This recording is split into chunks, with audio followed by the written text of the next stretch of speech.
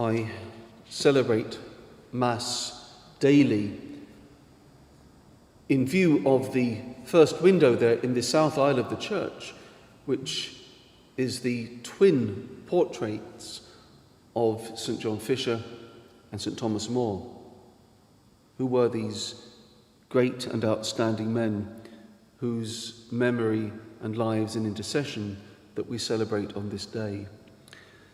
John Fisher was born in 1469 in Beverley, Yorkshire. He studied theology at the University of Cambridge and had a successful career there, finally becoming Chancellor of Cambridge University and then Bishop of Rochester, which, as the crow flies, is not so terribly far from here across the estuary. And unusually for those times, as a bishop, he paid a great deal of attention to the welfare of his diocese, to the spiritual care of his priests and of his people. He wrote a great deal against the errors and the corruptions into which the church had fallen, and was a great friend of the humanist Erasmus, although greatly opposed to Lutheranism because he was opposed to the Protestant doctrine and its ideas of reform. He supported the validity of King Henry VIII's marriage to Catherine of Aragon, and for this he was briefly imprisoned. When the king had divorced Catherine and married Anne Boleyn and constituted himself the supreme head of the Church of England, John Fisher refused to assent. He was imprisoned in the Tower under the charge of treason, and on the 22nd of June, 1535, a month after having been made a cardinal of the Church by the Pope, he was executed. So weak and sick was he that he had to be carried in a chair to the place of execution.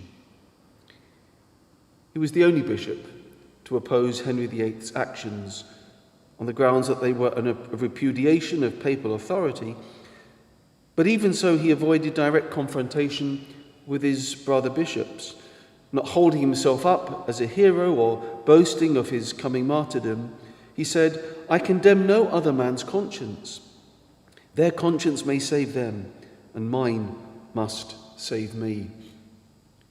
But rather tragically, as he contemplated the scene, as he looked across the church in this country with all the bishops having repudiated the papal authority, said, "The fort has been betrayed even by those who should have defended it."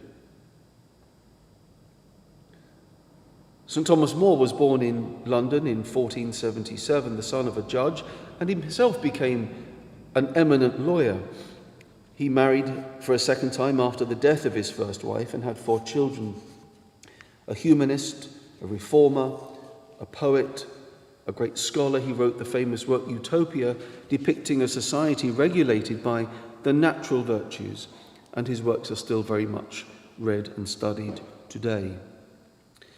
We know that St. Thomas More was a great and close friend of Henry VIII.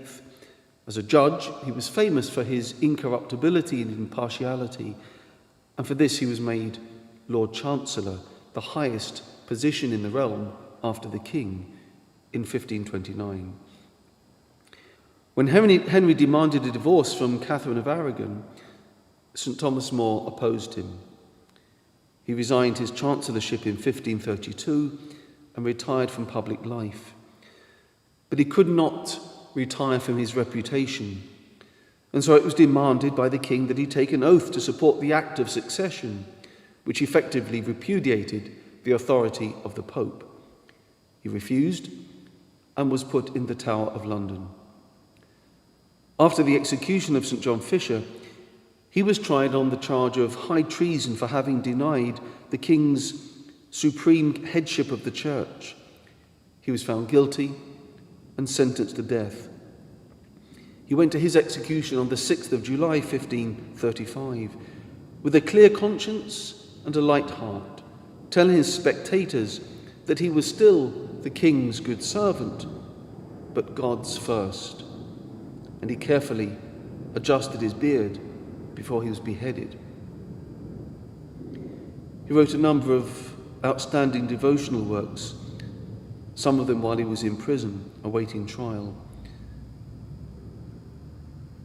Famously, he wrote, the things, good Lord, that I pray for, give me thy grace to labour for. With these two great and outstanding patrons of our land, we're taught to have that same courage, that same trust in God, that same indomitable faith in the face of adversity. Through their intercession, may this land be brought once more to the fullness of Christian truth in that church for which they died, for the supremacy of the Pope, their belief in the Mass and the sacraments. May they intercede for us now from their place above and help us in our struggles here on earth.